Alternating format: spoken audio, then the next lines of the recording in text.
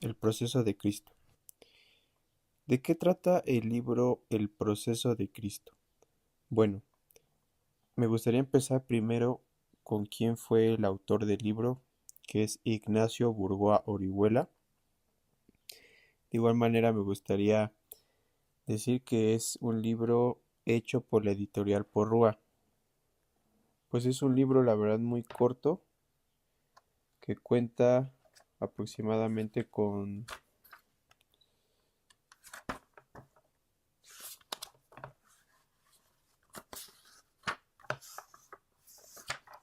aproximadamente 83 hojas.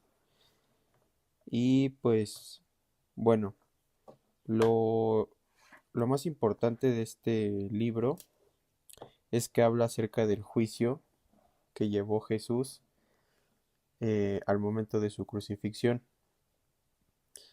Hay que resaltar que Jesús tuvo un juicio muy injusto por parte del Sanedrín y por parte de las autoridades romanas. Y bueno, Cristo nació en el año 748 en la fundación de Roma, bajo el gobierno de Octavio Augusto, que va a ser el primer soberano del imperio que sustituyó al régimen republicano. Este emperador murió al año 14 de la era cristiana, habiéndolo sucedido Tiberio, quien a su vez falleció en el año 37. Bueno, para continuar con este resumen, pues el libro va a hablar acerca de cómo los judíos querían causarle la muerte a Jesús a toda costa. El libro nos señala que como tal, las leyes judías no podían matar a- al culpable de algún delito sin antes consultarlo con el Imperio Romano, con los romanos. ¿Y esto por qué era? Porque los judíos en ese entonces estaban sometidos bajo el poder de Roma. Entonces, básicamente los romanos les permitían tener sus propias leyes, sus propias culturas, sus propias costumbres y obviamente su propia religión, siempre y cuando no afectaran el poder de Roma. A Jesús los judíos lo querían pues matar, darle muerte, pero todo esto a través de un odio que les generó. Como tal, Jesús no había hecho ningún delito. Entonces, los judíos en su ánimo de querer crucificarlo, lo querían matar pues por el delito de blasfemia. Cabe de resaltar que aparte de que la blasfemia no era considerada un delito para los romanos, es por eso que cuando lo llevan con Poncio Pilato les dice que la blasfemia efectivamente no es un delito en contra de Roma, por lo tanto no pueden pues condenarlo a muerte.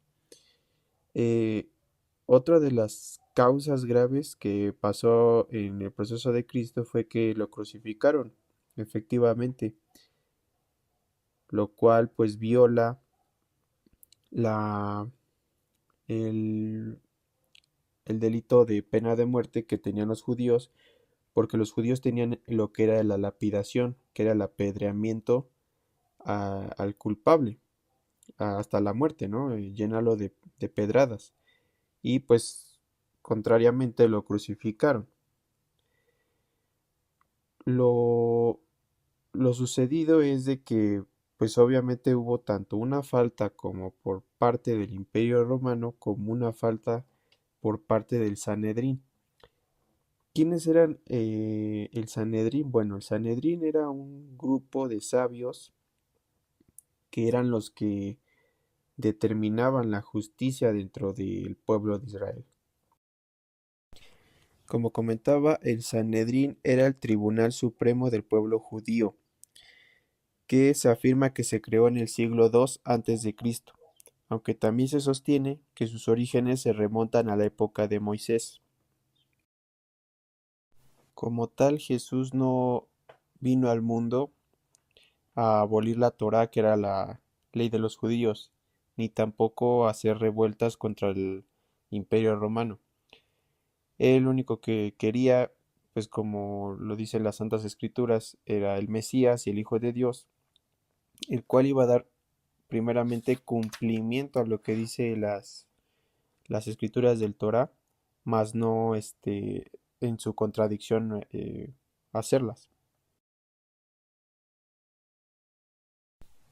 También es importante decir que en el libro muestran cómo se muestran las bienaventuranzas, que bueno, las voy a proceder a leer.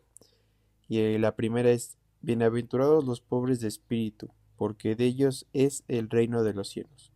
La segunda, bienaventurados los mansos, porque ellos poseerán la tierra. La tercera, bienaventurados los que lloran, porque ellos serán consolados.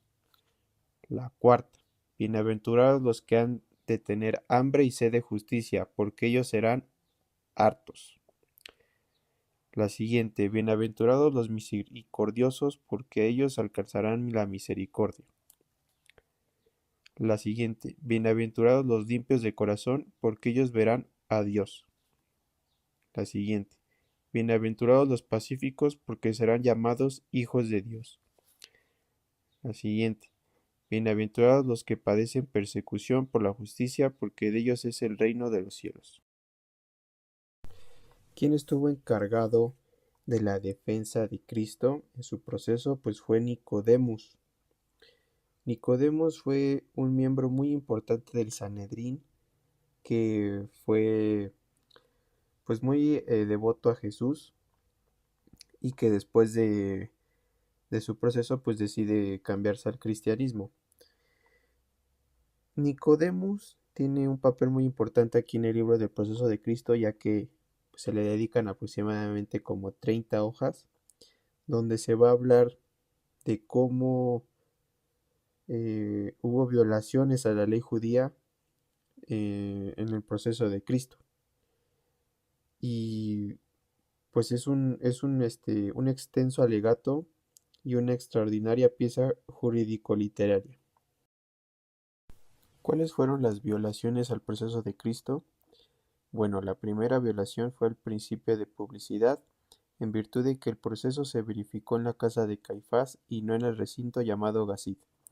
El segundo fue la violación al principio de diurnidad, puesto que tal proceso se efectuó en la noche. El tercero fue la violación al principio de libertad defensiva, ya que a Cristo no se le dio oportunidad de presentar testigos para su defensa. El siguiente es la violación al principio de rendición estricta de las pruebas testimoniales y el análisis riguroso de las declaraciones de los testigos, pues la acusación se fundó en testigos falsos. El siguiente fue la violación al principio de prohibición para que nuevos testigos dispusieran en contra de Cristo una vez cerrada la instrucción del procedimiento, ya que con posterioridad de las declaraciones de los testigos falsos, el Sanedrín admitió nuevos. El siguiente es la violación al principio consistente en que la votación condenatoria no se sujetó a revisión antes de la pronunciación de la sentencia. El siguiente fue la violación al principio de presentar pruebas de descargo antes de la ejecución de la sentencia condenatoria, puesto que una vez dictada se sometió a la homologación del gobernador romano Poncio Pilato.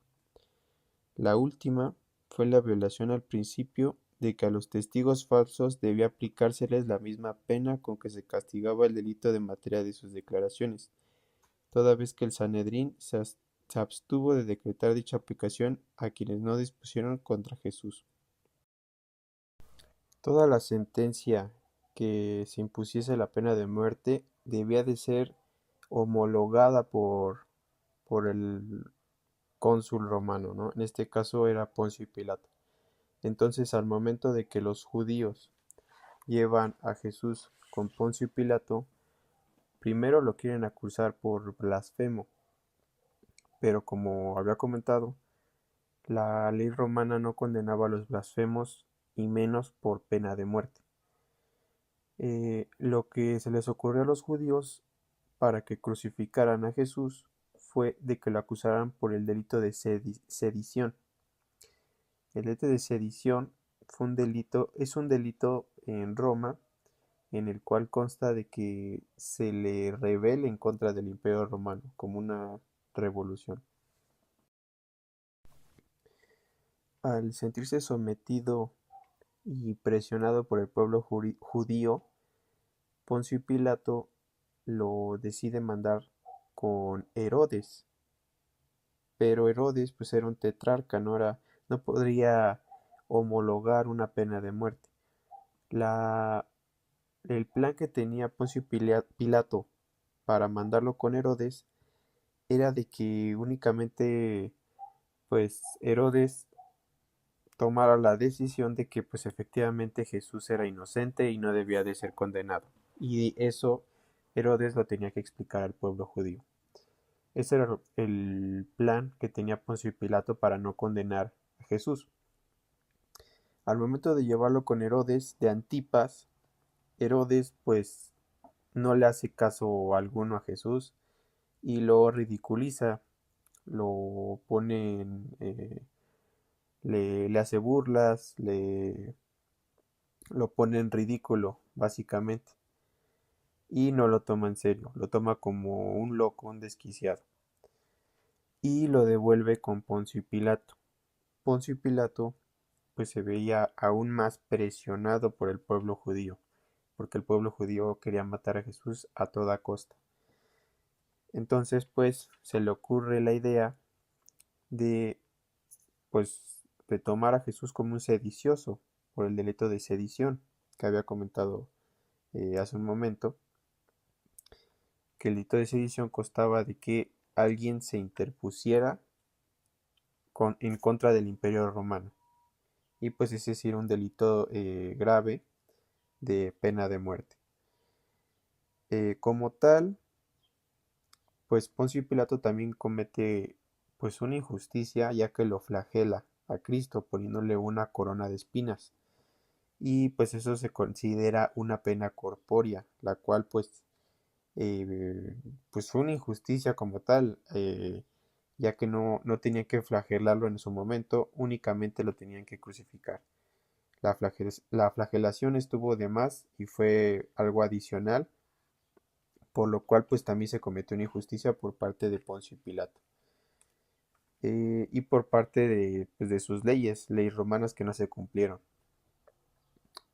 Como tal, pues Poncio Pilato se lava las manos en 3 ocasiones, esto simbolizando de que él no tenía nada que ver con la muerte de Jesús, de que él era un hombre pues limpio de su conciencia, y por lo tanto la condena de la muerte de Jesús recayera sobre el pueblo judío.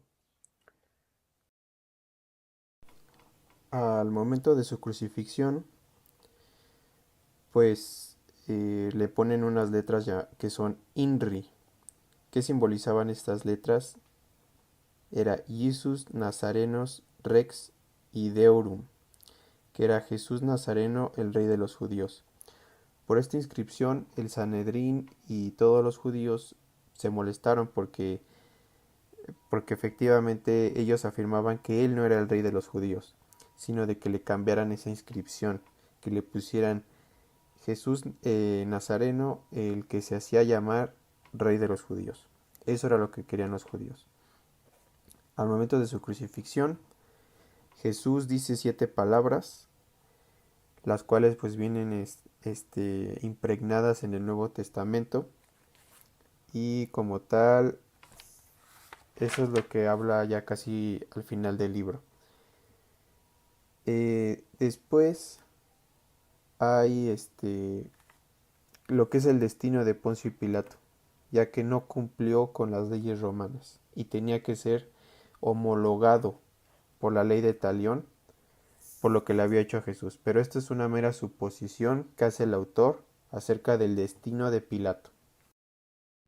Y pues bueno, eso sería todo.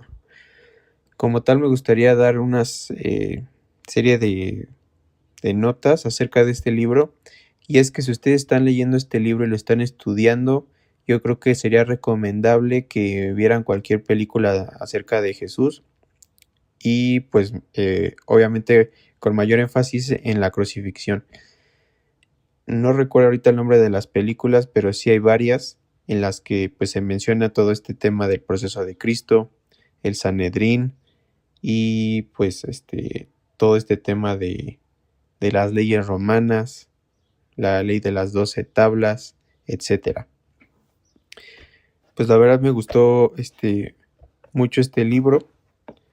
Sinceramente es un libro muy muy corto y muy pues muy digerible. Sin embargo, me gustaría decir que tuvo dos contradicciones muy rotundas, que a continuación les voy a comentar. En la página 3, pues se comenta el primer error, que es la República.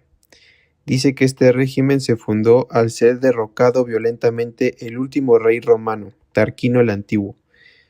Pues no fue Tarquino el Antiguo, fue Tarquino el Soberbio. Eso fue uno de los errores que yo me percaté. A continuación les voy a decir el segundo error. El segundo error habla del proceso de Cristo, el inicio, que dice que se llevó a cabo en la casa de Anás, suegro de Caifás. Pero en la página 58, donde se mencionan la violación al proceso de Cristo, en la primera violación, que es el principio de publicidad, nos menciona que el proceso se verificó en la casa de Caifás.